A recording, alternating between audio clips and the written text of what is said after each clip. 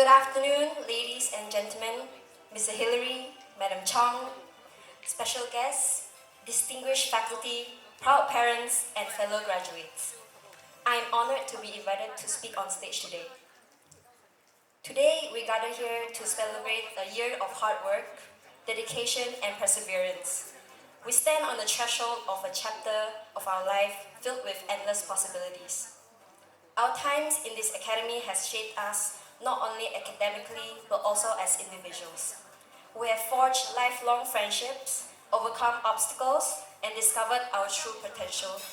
We owe a debt of gratitude to our families, teachers, and mentors such as my dearest principal, Mr. Hillary, Madam Chong, Mr. Roslan, Madam Karen, and Madam Sharon, who have supported us every step of the way and guided me throughout my interview and past it. As we embark on our individual journeys, let's not be confined by the path that have been paved for us. Instead, let's blaze our own trails and dare to dream big and make a difference in the world.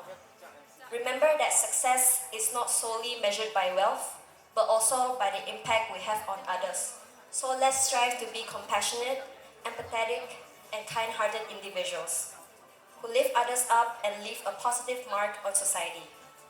As we move forward, let us embrace the unknown with courage and resilience.